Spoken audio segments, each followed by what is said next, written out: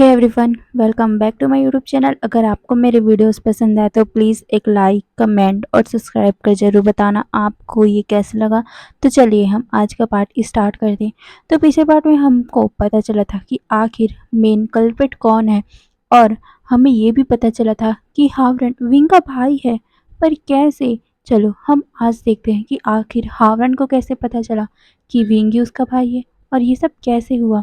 तो चलो हम हावरन के पॉइंट ऑफ व्यू को देखते हैं। पहली बार जब हावरन ने विंग को देखा था तब मुझे कुछ अट्रैक्शन सा हुआ था। उसे ऐसा लग रहा था कि मानो वो हमारे विंग को बहुत पहले से जानता है, पर उसे समझ नहीं आ रहा था कि कैसे, क्योंकि पहली बार उसने उस जगह पर विंग को देखा था। पर अचानक से हावरन को ऐसा क्यों लग रहा था कि वो विंग को बचपन से जानता है, जब से वो पैदा हुआ है तब से जानता है, उन दोनों का कोई कनेक्शन है। हावरन इसीलिए विंग के साथ बहुत ज़्यादा बातें किया करता था, उसके पास जाने का, उससे बातें करने का ट्राई किया करता था। पर धीरे धीरे हावरन के दिमाग में कुछ होने लग गया। वेंचाओ ने उसे वश करना स्टार्ट कर दिया था। वेंचाओ की बातों से उसके वश करने के कारण हमारा हावरन के दिमाग में, उसके दिल में अलग ही इमोशन जगने लग गए थे। वो विंग को कुछ गलत निगाह से पहले नहीं देखता था, पर धीरे धीरे जब वेंचाओ ने उसके ऊपर काबू करने स्टार्ट किया तो उसको विंग के प्रति कुछ अलग से अट्रैक्शन होने लग गई थी। हावरन हमारे विंग के साथ अपना लाइफ देखने लग गया था, जिसके कारण वो विंग से बातें करने के लिए उसे परेशान करने जाया करता था। और फिर धीरे धीरे विंग उससे नफरत करने लग गया, जिस कारण हावरन को अपने दिल में कुछ अलग से पेन महसूस होता था। उसे खुद ही ऐसा लगता था कि वो कुछ गलत कर रहा है, पर खुद ही वो सोचता था कि नहीं, विंग उसका बन के ही रहेगा, वो उसे अपना बना कर ही रहेगा, उसे अपने पास ला कर ही रहेगा। क्योंकि जब भी विंग उससे दूर रहता था तो हावरन को अच्छा नहीं लगता था, और जब जब विंग किसी और के साथ रहता था, किसी और अल्फा के पास रहता था, न जाने क्यों हावरन को गुस्सा आता था। पर उसे समझ नहीं आता था कि आखिर वो क्या फीलिंग है, क्योंकि हावरन के पास विंग कभी नहीं जाता था, उससे बात नहीं करता था। तो हावरन को गुस्सा आने लग गया था, और उसी गुस्से के कारण वो विंग के साथ और भी ज़्यादा मिसबिहेव करने लग गया था। और धीरे धीरे करके विंग उससे इतना दूर हो गया कि विंग तो उसकी तरफ देखना भी नहीं चाहता था, जिस वजह से हावरन को बहुत ज़्यादा अपने दिल में शार्प पेन होता था कि आखिर विंग के साथ उसका रिश्ता क्या है। विंग की खुशी, विंग का हर एक इमोशन हमेशा ही हावरन पे इतना इफेक्ट क्यों करता है। हावरन को ये बात समझ नहीं आ रही थी। फिर धीरे धीरे टाइम बीतने लगा। उसे एक दिन पता चला कि विंग प्रेग्नेंट है। प्रेग्नेंट, इस बात से हॉर्न बहुत ज़्यादा शॉक हुआ था। उसे गुस्सा नहीं आया था, वो शॉक हुआ था। उसे तो गुस्सा आना चाहिए ना, वो विंग से प्यार करता है तो उसे दूसरे इंसान के साथ विंग को देखकर गुस्सा आना चाहिए था। पर उसे गुस्सा क्यों नहीं आया, उसे शॉक क्यों लगा? यही बात से हॉर्न शॉक हो गया था कि वो क्यों ऐसा फील कर रहे हैं। अगर कोई पर्सन किसी पर्सन से प्यार करता है और वो पर्सन किसी दूसरे पर्सन से प्यार करता है तो उन लोगों को गुस्सा होना चाहिए, जेलसी होना चाहिए। पर हावरन को ऐसा कोई भी फीलिंग नहीं हो रही है, बस उसे शॉक लग रहा है कि विंग किसी और के बच्चे से प्रेग्नेंट है। पर कैसे हुआ ये सब? हमारा हावरन यही सब सोच रहा था। और जब हमारे विंग ने लिन के ऊपर अटैक किया था, उस दिन हावरन और भी ज़्यादा शॉक हो गया था, क्योंकि उसे लिन के लिए कोई फ़िक्र नहीं हो रही थी। पर विंग के लिए उसे बहुत ज़्यादा कंसर्न हो रहा था, क्योंकि विंग का हर एक इमोशन हावरन को अपने दिल में पता चल रहा था। विंग कितना ज़्यादा सैड है, कितना ज़्यादा गुस्सा हो रहा है। यहाँ तक कि जब विंग ने अपने फ्यूनिक्स फॉर्म को लिया था, तब विंग के उस फॉर्म को देखकर हमारा हावरन अपने माइंड में बहुत ज़्यादा शार्प पेन महसूस कर पा रहा था। उसे अपने माइंड में कुछ अलग से इमेजेस स्टार्ट हो गए थे आना। हमारा हावरन समझ नहीं पा रहा था कि आखिर ये क्या चल रहा है। विंग के फ्यूनिक्स फॉर्म को देखकर हावरन इतना ज़्यादा टेंस क्यों हो गया है, हावरन समझ नहीं पा रहा था। और एक दिन वो अपने रूम में ऐसे ही बैठा हुआ था, और वो अपने माइंड में जो इमेजेस चल रहे थे वो उसी के बारे में ही सोच रहा था। और कब उसी के बारे में सोचते सोचते उसकी आँख लग गई, पता भी नहीं चला। और जब दोबारा उसकी आँख खुली तो वो अपने सपने में था, सपना देख रहा था हमारा हावरन। तो चलो हम हमारे हावरन का सपना देखते हैं कि आखिर वो सपना देख क्या रहा है। उसके सामने बहुत ही बड़ा सा महल था। वो शायद उस महल को जानता था, पर ये महल कौन सा है, हमारे हावरन को पता नहीं चल रहा था। उस महल को देखकर तो ऐसा लगता है कि हावरन इस महल में कई सालों तक रह चुका है, पर उसे याद क्यों नहीं आ रहा कि ये महल किसका है, कहाँ का है। हावरन ने आज से पहले इस महल को कभी नहीं देखा। हावरन सामने की तरफ जा रहा था। सामने बहुत बड़ा सा एक विशाल सा गेट था और उस गेट के पास बहुत ज़्यादा ही गार्ड खड़े हुए थे। उन गार्ड के हाथों में बहुत ज़्यादा ही मतलब बहुत बड़े-बड़े और साथ ही चमकने वाले वेपन थे। उन वेपन को देखकर हारून कुछ समझ नहीं पाया कि ऐसा वेपन किसके पास हो सकता है। उसने आज तक कल्टीवेशन वर्ल्ड में ऐसे वेपन तो नहीं देखे हैं। हावरन फिर आगे जाता है। वो एक बहुत बड़े से हॉल में आके खड़ा हो गया था। वो चारों तरफ देखता है। चारों तरफ बड़ी-बड़ी कुर्सियाँ लगी हुई थी और एक जगह पर एक बहुत ही विशाल सा कुर्सी लगा हुआ था। शायद तक वो थ्रोन होगा। ये एक ऐसा जगह है जहाँ पर सभा हुई जाती है। कुछ ही टाइम में हावरन देखता है कि वहाँ पर सारे लोग आते जा रहे हैं। सारे लोग अपने-अपने कुर्सी में बैठते जा रहे हैं और एक पर्सन वहाँ पर अचानक से ही उस थ्रोन में अपीयर हो गया। हावरन शॉक हो गया था। अचानक से कैसे आ गया ये इंसान? उसने सिर्फ अपनी आँखें ब्लिंक की थी और ये पर्सन वहाँ पर आ गया। वो पर्सन को देखकर हावरन समझ नहीं पा रहा था कि इस पर्सन को देखकर हावरन को ऐसा क्यों लग रहा है कि इस पर्सन को वो जानता है, पर कहाँ उसने देखा है इस पर्सन को। हावरन बस यही सब बातें सोच रहा था। तभी वहाँ जितने भी और लोग खड़े थे, वो सभी खड़े होकर उस पर्सन को ग्रीट करते हुए कहते हैं, मेन गॉड की जय हो। ये सब सुनकर हावरन शॉक हो गया था। Main God? क्या ये गॉड है? हाँ, इसी कारण तो आवरण को ऐसा लग रहा है कि इसने कभी न कभी इस पर्सन की फ़ोटो को या फिर इस पर्सन को देखा है, क्योंकि हावरन या पूरा कल्टीवेशन वर्ल्ड इसी का तो पूजा करता है, इसी गॉड का। इसी कारण हावरन समझ गया था कि आखिर क्यों उसे लग रहा था कि इसको उसने कहीं न कहीं देखा है। पर हावरन को समझ नहीं आ रहा था कि ये कहाँ आ गया है वो और कैसे वो गॉड के पास आ गया। यही सब बातें हावरन सोच रहा था और सोच रहा था कि क्या वो मर गया है और इसी कारण वो यहाँ आ गया है? पर कैसे वो मर सकता है? वो तो अपने रूम में बैठा हुआ था ना, अचानक से वो कैसे मर सकता है? हावरन यही सब सोच रहा था कि तभी उनमें से एक पर्सन कहता है, महाराज, आपको तो पता ही होगा पृथ्वी में चल क्या रहा है। आजकल सारे लोग धीरे-धीरे करके विलुप्त होते जा रहे हैं। ये सुनकर वो मेन गॉड भी अपना सर हिला के बोलते हैं, हाँ, विभूषण और लान वांगजी की इस आपातकालीन मृत्यु के कारण अब सब कुछ बदल गया है। हमें बहुत ज़्यादा दुख है उनकी मौत पर। ये सुनकर दूसरा इंसान कहता है, महाराज, तो हम क्या करें? विभूषण ही एक लौता लास्ट फ्यूनिक्स बचा हुआ था। अगर ये फ्यूनिक्स इस धरती पे रहेगा नहीं, तब क्या होगा? बाउसन सरन एक लास्ट बची हुई फ्यूनिक्स है। उसके कारण ही अभी तक वो इन आयरन कंट्रोल में है, पर ज़्यादा टाइम तक वो बॉसेस शरण भी जिंदा नहीं रह पाएगी। आपको पता ही है, हर एक पर्सन जो भी इस पृथ्वी पर बर्थ लेता है वो मरता ही है, भले ही वो इमॉर्टल क्यों ना बन जाए। एक दिन न एक दिन उनको भी मरना होगा ही।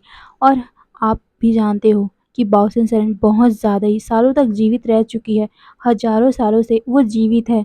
अब उन्हें भी इस धरती को छोड़कर जाना ही होगा। तब हम क्या करेंगे? आपको भी पता है कि इस धरती में हर एक पर्सन को हर एक चीज़ सँभालना पड़ता है।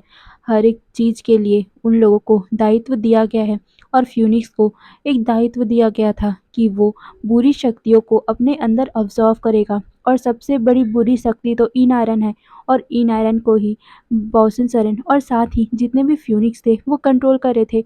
पर अब तो कोई भी फ्यूनिक्स बचा ही नहीं है।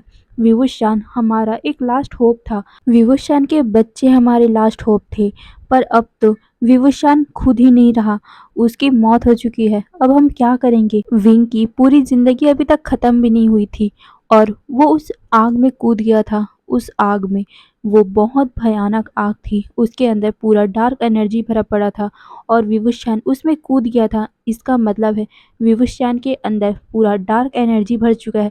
अब हमें क्या करना चाहिए? अगर हम विवुशान को इस जन्म में ला भी देंगे, तब भी विवुशान उस इन आयरन को कंट्रोल नहीं कर सकेगा, क्योंकि जो भी पर्सन इन आयरन को कंट्रोल करता है उसके अंदर प्योर एनर्जी भी होनी चाहिए। पर विवुशान ने तो अपने आप में ही कह दिया है कि उसे प्योर नहीं रहना है। वो सबसे नफ़रत करना चाहता है। हर एक पर्सन जो भी इन आयरन को कंट्रोल करता है, वो दयालु होना चाहिए, दूसरों से प्यार करना चाहिए, पर विभूषण के अंदर से प्यार की भावना ही खत्म हो चुकी है। अब हमें क्या करना चाहिए? हमने सोचा था कि विभूषण का रीबर्थ करवा देंगे, पर विभूषण का रीबर्थ के बाद भी कोई भी फ़ायदा नहीं होगा, क्योंकि विभूषण के अंदर का जो भी ऊर्जा था, जो भी उसका फ़्यूनिक्स फ़ॉर्म था, वो तो उस आग में गायब हो चुका है। अब हमें क्या करना चाहिए? ये सुनकर वो जो मेन गॉड था, वो भी सोचने लग गया था और वो कहने लग गया था कि हमें कुछ ना कुछ तो करना ही होगा। ये सुनकर सारे लोग अब सोचने लग गए। तभी उनमें से एक जो बुजुर्ग गॉड था, वो कहता है, आप लोग विवस्वान को रीबर्थ करवाने के बारे में सोच रहे हो, पर कैसे वो रीबर्थ होगा? क्योंकि इस दुनिया में कोई भी फ्यूनिक्स बचा नहीं है। किसके पेट से उसे रीबर्थ करवाओगे? आपको भी पता है कि एक फ्यूनिक्स हमेशा ही फ्यूनिक्स के पेट से ही जन्म लेता है, और इसका कारण आप लोगों को साफ साफ पता है, क्योंकि एक फ्यूनिक्स का बच्चा पूरे अंदर से ही ब्लैक एनर्जी से भरा होता है, और अगर कोई प्योर एनर्जी वाला इंसान अपने अपने पेट में कोई फ्यूनिक्स का बच्चा को रखेगा, तो वो फ्यूनिक्स का बच्चा पूरा उसके अंदर का वो प्योर एनर्जी अब्जॉर्व कर लेगा, और क्या पता पैदा करते टाइम उस माँ की डेथ हो जाए। इसी कारण कभी भी कोई दूसरा पर्सन फ्यूनिक्स के बच्चे को बर्थ नहीं दे पाया है। सिर्फ फ्यूनिक्स ही फ्यूनिक्स के बेबी को बर्थ देता है, और अगर उसका पार्टनर भी फ्यूनिक्स हुआ तब भी वो चल जाएगा, क्योंकि उसका पार्टनर अपने वाइफ को, अपने बेबी को वो पावर दे सकता है और उन दोनों को कुछ नहीं होगा। पर कोई दूसरा दंपति जो फ्यूनिक्स है ही नहीं, वो अगर फ्यूनिक्स को जन्म देगा, तब बहुत ज़्यादा ही मुश्किलों का सामना करना पड़ सकता है, और उस ओमेगा को भी मरना पड़ सकता है, क्योंकि फ्यूनिक्स का पावर वो कभी सहन नहीं कर पाएगी। पर अगर किसी को फ्यूनिक्स के बच्चे को अपने पेट में रखना ही है, तो उसे बहुत ज़्यादा पावरफुल होना होगा, उसके अल्फा को बहुत पावरफुल होना पड़ेगा, उन दोनों को बहुत टाइम तक कल्टीवेशन करना पड़ेगा, उन दोनों को डुअल कल्टीवेशन करना पड़ेगा, जिस वजह से उन दोनों का पावर एक होता रहेगा और उस बच्चे को उन दोनों की पावर मिलती रहेगी। पर ये बहुत ज़्यादा रेयर है, और ये कोई भी नहीं कर सकता, आप में से कोई भी नहीं कर सकता। तो आप सभी फ्यूनिक्स को बर्थ देने के बारे में भूल ही जाइए। ये बोलकर वो वहाँ सबको देख रहे थे, वहीं सारे लोग चुप हो गए थे, क्योंकि इन बुजुर्ग का बात भी सच है। कोई भी फ्यूनिक्स किसी भी दूसरे नॉर्मल इंसान या फिर नॉर्मल गॉड के पेट में पैदा हो ही नहीं सकता। अगर ऐसा हुआ तो फ्यूनिक्स की आग से वो सारे जल जाएंगे, नहीं तो वो ओमेगा बचेगा नहीं। अगर वो ओमेगा ही नहीं बचेगा, तो वो बच्चा कैसे बचेगा? और वो बच्चा ही नहीं बचेगा तो उनकी लास्ट होप भी ख़त्म हो जाएगी। यही सोचकर सारे लोग अब टेंशन में हो गए थे। अगर किसी फ्यूनिक्स का जन्म ही नहीं होगा, तो इन आयरन को कैसे कंट्रोल किया जाएगा? अगर इन आयरन कंट्रोल में नहीं हुआ, तो जितने भी डीमन हैं वो पृथ्वी वालों पे, कल्टीवेशन वर्ल्ड के जितने भी लोग हैं उन पे हमला कर देगा, और कोई भी इन आयरन के सामने कुछ भी नहीं कर पाएगा। यही सोचकर सारे लोग परेशान हुए जा रहे थे। वहीं जो मेन गॉड थे वो भी कुछ सोचने लग गए थे। फिर वो सबकी तरफ देखते हुए कहते हैं, मैं रिस्क लूँगा। मेरी वाइफ अभी प्रेग्नेंट है, और मैं उसके बेली में एक फ्यूनिक्स का ऊर्जा डाल सकता हूँ, और मेरी वाइफ इतनी तो पावरफुल है कि वो एक फ्यूनिक्स के अंडे को अपने पेट में संभाल सकती है, और अगर उसे कुछ प्रॉब्लम होगा तो मैं उसे देख लूँगा, क्योंकि ये सब मेरी ज़िम्मेदारी है। सारे पूरे पृथ्वी वाले मुझे पूजा करते हैं, और अगर मैं ही उनकी रक्षा नहीं कर पाया, तो मैं कोई गॉड कहलाने के लायक नहीं हूँ। इसीलिए मैं फ्यूनिक्स को अपनी वाइफ के बेली में डालूँगा। ये सुनकर सारे लोग उन्हें देखने लग गए थे। सारे लोग कहने लग गए थे कि महाराज ऐसा मत कीजिए, अगर किसी कारणवश आपकी वाइफ ही नहीं रहेगी, तो ये जो हम लोग कर रहे हैं उसका भी कोई फ़र्क नहीं पड़ेगा, और आपकी वाइफ भी नहीं बचेगी। आपको भी पता है, जब पहली बार किसी फ्यूनिक्स को बर्थ देने के लिए किसी गॉड के बेली में से डाला गया था, तब उस गॉड का अंत हो गया था, और हम कोई रिस्क नहीं ले सकते। ये सुनकर वो जो मेन गॉड था, वो सबको शांत करवाते हुए कहता है, वो सब मैं देख लूँगा। ये बोलकर वो वहाँ से उठ गया था, और सारे जो भी अभी निर्णय हो रहा था वो ख़त्म हो गया था। वहीं हावरन ये सब देखते हुए शॉक हो गया था, ये सब चल क्या रहा है? फिर हमें सीन शिफ्ट करके दिखाया जाता है। हावरन एक जगह पे खड़ा हुआ था, वहीं वो मेन गॉड अपनी वाइफ के बेली में वो ऊर्जा डाल रहे थे, फ्यूनिक्स की ऊर्जा डाल रहे थे, जिस वजह से उसकी वाइफ को बहुत ज़्यादा पेन हो रहा था। वो बहुत ज़्यादा चीख रही थी और कह रही थी कि मैं इसे सहन नहीं कर सकती, मैं इसे सहन नहीं कर सकती, प्लीज़ इसे निकाल दीजिए। पर उसके अल्फ़ा मतलब कि वो जो मेन गॉड थे, वो उसे सांत्वना दे रहे थे और कह रहे थे कि ये हमारा लास्ट चांस है पृथ्वी को बचाने के लिए, प्लीज़ इतना सा कर लो। ये सुनकर वो ओमेगा कह रही थी कि नहीं, अगर ऐसा हुआ तो मेरा जो पहला बेबी भी है, जो मेरे पेट में है, वो भी नहीं बचेगा, आप भी जानते हो। ये बोलकर वो रो रही थी। तभी वो अल्फ़ा जो गॉड थे वो कहते हैं, प्लीज़ मैं तुम पे ट्रस्ट करता हूँ, तुम बहुत ज़्यादा स्ट्रॉन्ग हो। ये बोलकर वो उसके फॉरहेड पे किस करते हैं और अपनी पूरी एनर्जी को वो जो बॉल के रूप में था वो अपनी वाइफ के बेली में डालने लग गए थे। उन्हें नहीं पता कि उनकी ये कोशिश से कहीं फ्यूनिक्स बनेगा भी कि नहीं, क्योंकि फ्यूनिक्स बहुत सालों पहले उन्होंने बनाया था। उन्होंने नहीं, मतलब कि जो पहले गॉड हुआ करते थे, मेन गॉड, उन्होंने बनाया था। पर उन्होंने कैसे बनाया था वो इन लोगों को नहीं पता, इसीलिए वो थोड़ा-सा परेशानी में थे। फिर भी उन्होंने कोशिश की और अपनी ऊर्जा से उन्होंने फ्यूनिक्स बनाने का ट्राई किया था।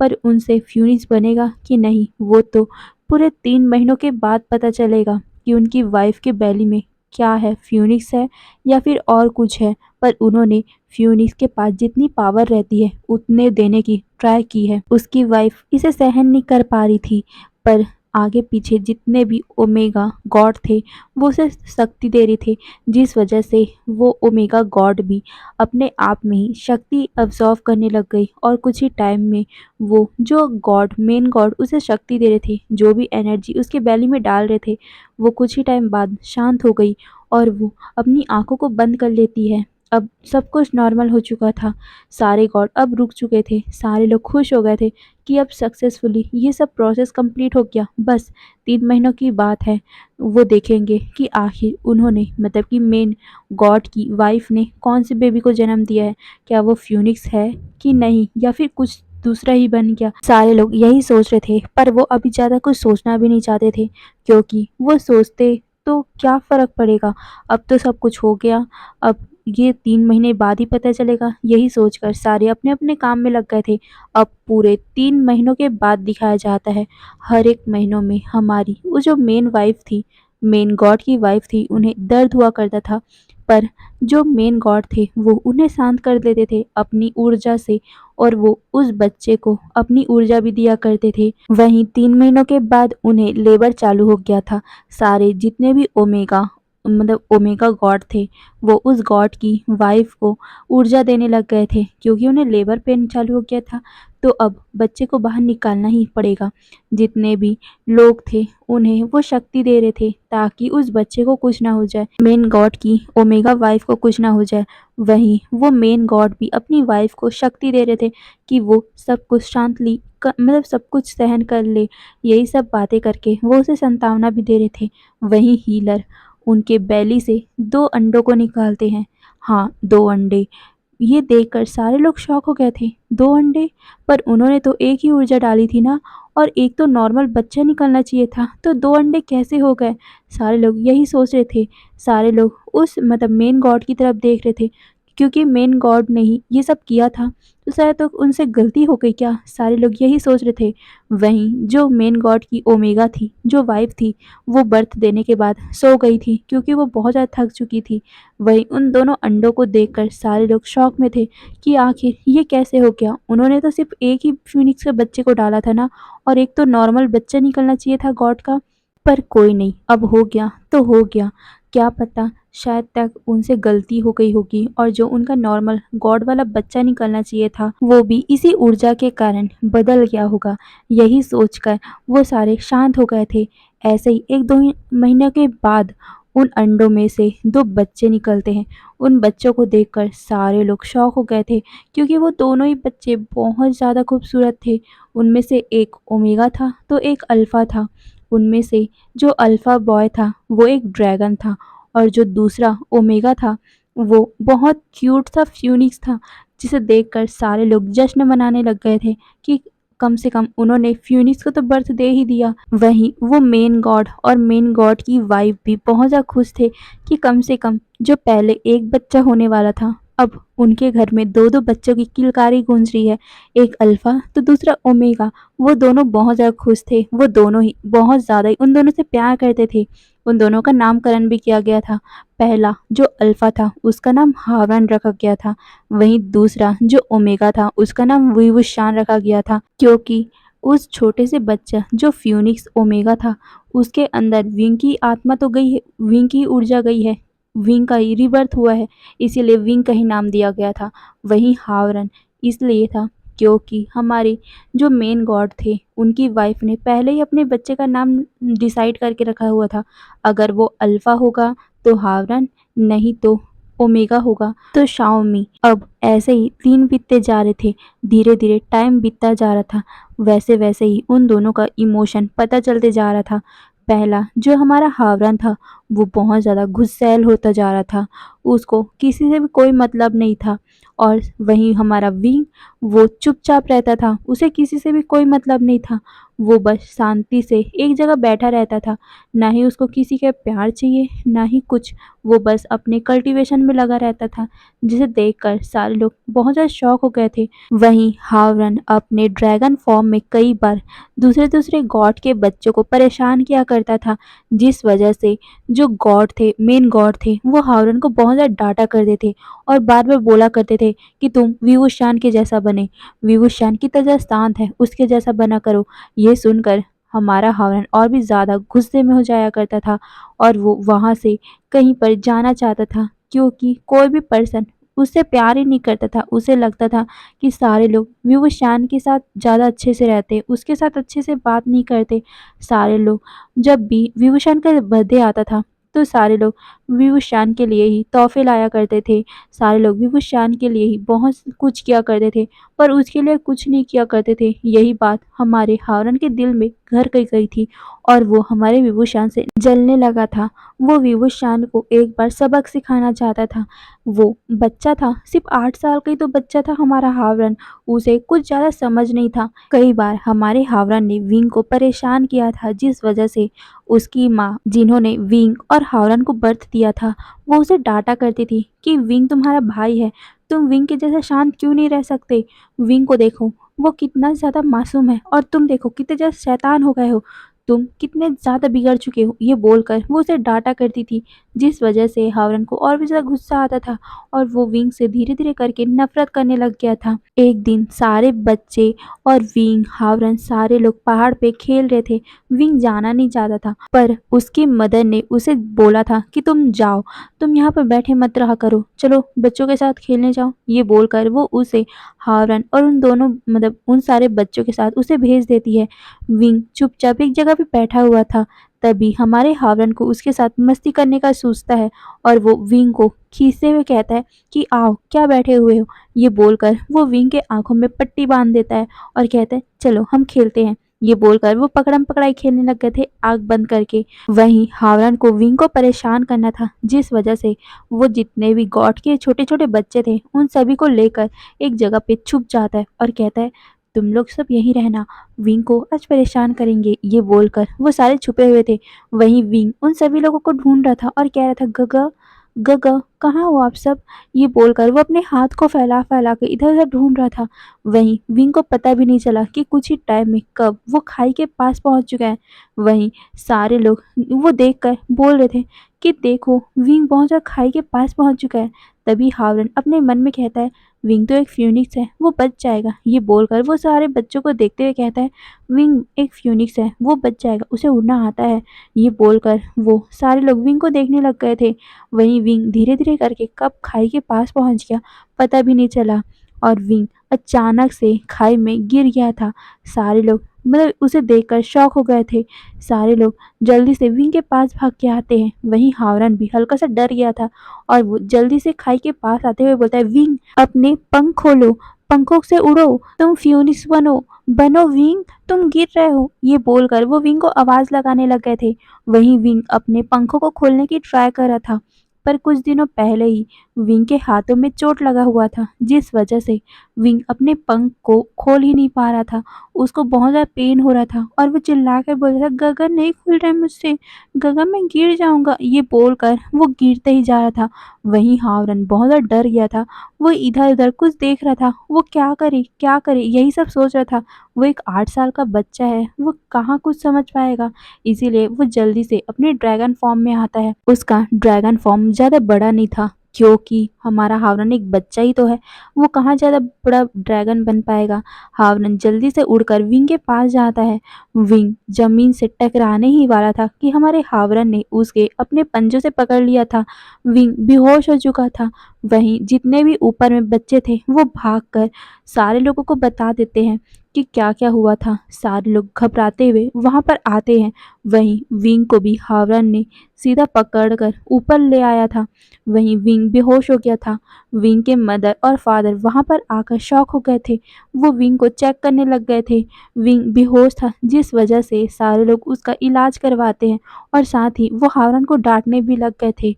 हावरन रोने लग गया था और वो बोल रहा था कि ऐसा मैंने नहीं किया था, मैं तो बस उसके साथ मजाक कर रहा था, प्लीज़ मुझे माफ़ कर दो मम्मा, प्लीज़ दादा। पर हमारे हावरन को कोई भी माफ़ नहीं करता, जिस वजह से हावरन भागते हुए अपने रूम में अपने आप को बंद कर लेता है। वहीं उस दिन के बाद से विंग को बहुत तेज बुखार हो गया था और विंग के बुखार के कारण ही उसके ऊपर इतना इफ़ेक्ट हुआ कि उसका फ्यूनिक्स फॉर्म ही उसके अंदर दब चुका था, जिस वजह से विंग उसके बाद कभी भी फ्यूनिक्स नहीं बन पाया। ये देखकर सारे लोग शॉक हो गए थे। विंग को कितनी मुश्किल से उन्होंने फ्यूनिक्स बनाना है, मतलब बनाया है, विंग को पैदा किया था और अब विंग ही फ्यूनिक्स नहीं बन पाएगा, जिस वजह से सारे और भी ज़्यादा शॉक हो गए थे। वहीं अब तो हावरन को सारे लोग और भी ज़्यादा बुली करने लग गए थे। विंग को कितनी मुश्किल से उन्होंने पैदा किया था, अब विंग खुद फ्यूनिक्स नहीं बन पाएगा, जिस वजह से सारे लोग फ्रस्ट्रेशन को हावरन के ऊपर उतारे जा रहे थे। हावरन बहुत ज़्यादा रोया करता था। वहीं उसके मदर फादर हावरन को समझाया करते थे कि उन सभी की बातों को वो दिल पे ना ले, वो उन्हें मना करेंगे। पर रहते हैं ना कई सारे बच्चे, हमेशा ही वो हावरन को यही बोलकर बुली करते थे कि वो अपने ही भाई को कितना बुरी तरह हर्ट कर चुका है, तो क्या पता वो हमको भी हर्ट कर दे। इसीलिए हावरन के पास अब कोई भी बच्चा नहीं जाया करता था। हावरन बहुत ज़्यादा टूट चुका था। अब वो यहाँ नहीं रहना चाहता था। सारे लोग उसे बुली करते थे, सारे लोग उसे बुरा-बुरा बोलते थे। वो बिल्कुल भी अपने भाई को उस तरह से हर्ट नहीं करना चाहता था। वहीं विंग तो अभी तक सिर्फ़ बुखार में तड़प रहा था। वो बेचारा अभी तक सिर्फ़ बेड पे पड़ा हुआ था। उसे पता ही नहीं चल रहा था कि आगे-पीछे क्या चल रहा है। वहीं हावरन, उसे भी बहुत ज़्यादा गिल्ट हो रहा था। उसने विंग को क्यों नहीं पहले बचाया था, क्यों नहीं रोका था, उसकी ही गलती थी। यही सोचकर हावरन अपने आप को ही गिल्टी महसूस कर रहा था, अपने आप को ही वो दोषी बोल रहा था और फिर उसने डिसाइड कर लिया था कि वो अब यहाँ नहीं रहेगा और फिर वो किसी को बिना बताए ही वहाँ से निकल गया था। हावरन को समझ नहीं आ रहा था कि उसे कहाँ जाना चाहिए, इसीलिए वो अपने गॉड क्लैन को छोड़कर पृथ्वी लोक की तरफ ही उड़ने लग गया था। पर वो बच्चा है, वो बच्चा कब तक उड़ पाएगा, इसीलिए हमारा हावरन थक गया था। उसे समझ नहीं आ रहा था कि अब उसे कहाँ जाना चाहिए, क्योंकि नीचे बहुत ज़्यादा दूर है पृथ्वी। पृथ्वी मतलब ज़मीन बहुत ज़्यादा दूर है और वो अगर यहाँ पर रुक जाएगा तो वो नीचे गिर पड़ेगा और अगर वो ऊपर जाने का ट्राई करेगा फिर भी ऊपर अभी बहुत ज़्यादा दूर है अभी उसका गॉड क्लैन, इसीलिए ना ही वो अब वापस जा सकता है और ना ही वो धरती लोक पे जा सकता है। फिर भी वो धरती लोक जाने के लिए फिर से ट्रैवल करने लग गया, पर धीरे-धीरे करके उसका पूरा शक्ति खत्म होते गया और अचानक से वो नीचे गिर पड़ा, जिसकी वजह से उसके सर में बहुत बुरी तरह चोट लगी थी, जिस वजह से हावरन वहीं पर बेहोश हो गया था। वहीं से कुछ लोग गुजर रहे थे और उन्होंने जब हावरन को देखा था तो उसे उठाकर वो हीलर के पास लेके गए थे और वो हावरन को पूछने लग गए कि वो कहाँ से आया है। पर हावरन जब नीचे गिरा था तो उसके सर में इतनी ज़्यादा चोट लगी थी कि वो तो अपने बारे में ही भूल चुका था और उसने सारे लोगों को बोल दिया कि उसे नहीं पता वो कहाँ से है और उसके माता-पिता कौन हैं। ये सोचकर, मतलब ये सुनकर सारे लोग थोड़ा कंसर्न हो गए थे इस बच्चे के लिए। तो वो उसे लेकर एक मंदिर के पास जाते हैं। उस मंदिर में वो हावरन को रख देते हैं। क्योंकि पंडित वंडित जो भी मॉन्क रहता है वो ऐसे बच्चों को संभालते हैं ना, इसीलिए हमारे हावरन को उन पंडित के पास रख दिया गया था। मैं आप लोगों को कुछ बात बता देती हूँ। जो गॉड का क्लैन था जहाँ से हावरन और विंग रहा करते थे, वहाँ पर समय धीरे धीरे बीतता था। मतलब कि धरती का 1 साल गॉड क्लैन का 1 महीना या फिर कुछ दिन होता था। आप उदाहरण के लिए मान सकते हो, जब हावरन को 9 साल का होना था तब वो धरती पर रहकर 17 साल या 18 साल का हो गया। इसका मतलब हमारा विंग गॉड क्लैन में रहकर 9 साल का हुआ था, तब हमारे पृथ्वी में हावरन 17 साल का हो चुका था। और 17 साल का हावरन अब बाहर निकलना चाहता था। मतलब कि वो जो पंडित के साथ रहता था, तो वो वहाँ से निकल कर सीधा बाहर गया और बाहर जाकर उसे पता चला था कि मेन क्लैन में जो मतलब वांगजी रहते हैं, सारे लोग रहते हैं, वहाँ पर युद्ध कला सिखाया जाता है। तो हावरन को भी युद्ध कला सीखना था, इसीलिए वो वहाँ चला गया था। वहीं दूसरी तरफ हमारा विंग जब अपने बुखार से उठा था, तब उसने हावरन को नहीं देखा था। तब वो अपनी मम्मा से और अपने डैडा से वो पूछने लग गया था कि उसके हावरन काका कहाँ हैं। वहीं वो लोग भी कितने दिनों से हावरन को ढूंढ रहे थे, पर हावरन तो उन्हें कहीं मिल नहीं रहा था, जिस वजह से वो सारे बहुत ज़्यादा परेशान थे। क्योंकि हावरन का ऊर्जा से ही तो वो पता करते, पर हावरन का ऊर्जा ही उसके अंदर ब्लॉक हो चुका था, तो सारे कैसे उसे ढूंढ पाते, इसीलिए वो फ्रस्ट्रेट हो रहे थे। उन्हें कुछ भी पता नहीं था कि हावरन गया तो गया कहाँ। वहीं विंग बहुत ज़्यादा ही रोने लग गया था, क्योंकि भले ही हावरन उसे पसंद ना करता हो, उससे अच्छे से बात ना करता हो, ट्रीट ना करता हो, पर विंग अपनी गगा से बहुत ज़्यादा प्यार किया करता था। वो अपनी गगा को कभी भी अपने आप से दूर नहीं देख सकता, इसीलिए हमारा विंग अपने गगा के लिए बहुत ज़्यादा रो रहा था। पर कई दिनों तक, कई महीनों तक जब उसके गगा वापस नहीं आते, तो हमारे विंग ने ठान लिया था कि वो अपने गगा को ढूंढेगा। वहीं एक दिन हमारे विंग ने कुछ गॉड से सुन लिया था कि हावरन कहाँ हो सकता है। उसे पता चल गया था कि हावरन शायद तक नीचे चला गया होगा। नीचे जो 4 किंगडम है, धरती लोक है, जो एनिमल लोक है, जो फिश लोक है, वहाँ पर चला गया होगा। तो विंग वहाँ जाने के लिए अपने मम्मा पापा से पूछने लग गया, पर उन्होंने विंग को मना कर दिया था, ये बोलकर कि वो वहाँ नहीं जा सकता, वो हमारे हावरन को ढूंढ लेंगे। पर विंग मानने को तैयार ही नहीं था। विंग के माता पिता ने उसे नहीं बताया था कि विंग की पावर नहीं रही है। विंग को ऐसा लग रहा था कि वो अभी फ्यूनिक्स है, तो वो उड़कर अपने गगा को ढूंढ कर ला लेगा। विंग को कहाँ पता था कि उसकी अब पावर ही नहीं रही। विंग उन लोगों की तरफ देखता है और फिर अपने मन में सोचता है कि नहीं, गगम मेरी गलती के कारण गए हैं। अगर मैं उस टाइम अपने फ्यूनिक्स फॉर्म में आ जाता, तो गगा को इतनी ज़्यादा डांट नहीं पड़ती और गगा हमें छोड़ के नहीं जाते। शायद तक मेरी गलती के कारण ही गगा मुझे छोड़ के गए हैं। यही सोचकर विंग ने ठान लिया था कि वो हावरन को ढूंढ कर वापस लाएगा उसकी मम्मा और उसके डैडा के पास, क्योंकि वो देखा करता था कि उसकी मम्मा मतलब कि जो मेन ओमेगा गॉड थी, वो कितना ज़्यादा रोया करती थी हावरन के लिए। वहीं उसके डैड वो हावरन को ढूंढने के लिए कितना ज़्यादा परेशान हुआ करते थे। यही सोचकर विंग ने अपने आप में ठान लिया था कि वो इन लोगों को परेशान ज़्यादा दिनों तक होने नहीं देंगे।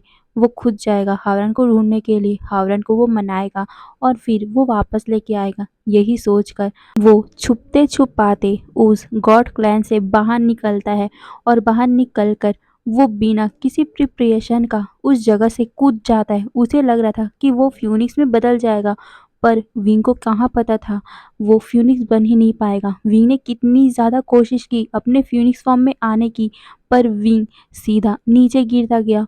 विंग बहुत ज़्यादा डर गया था और आखिरकार क्या हुआ, विंग जैंग क्लैन में पहुंच गया और अब तो आप सभी को पता चल गया होगा। वहीं जब ये सब हावरन सपने में देख रहा था, तो उसके आंखों में आंसू आ गए थे। उसको पता चल गया था कि विंग और कोई नहीं, उसका ही भाई है। और जब भाई वर्ड हमारे हावरन ने विंग के लिए इस्तेमाल किया, तो उसके आंखों में आंसू और भी ज़्यादा लगातार बहने लग गए थे। वो किस तरह का भाई है, उसने अपने ही ओमेगा भाई के ऊपर इस तरह का गंदे निगाह रखा। ये सोच सोच कर उस दिन पूरी रात भर हावरन रोता रहा था। और एक दिन के बाद ही उसे पता चला कि विंग और वांगजी की शादी होने वाली है। तब हमारा हावरन विंग के पास गया था और उससे माफ़ी मांगा था। और उसके बाद वाले दिन क्या हुआ था, युद्ध। युद्ध वाले दिन हमारा हावरन बहुत ज़्यादा ही वांग जी की मदद कर रहा था। वो पूरे दिल से ही सब कुछ कर रहा था। वो ऐसा बिल्कुल नहीं कर रहा था कि वो वांग जी को चोट पहुँचाना चाहता है या फिर किसी और को चोट पहुँचाना चाहता है। हे एवरीवन, तो आज के लिए बस इतना ही। फिर नेक्स्ट पार्ट पे देखेंगे आगे क्या होगा। फिर बाय बाय।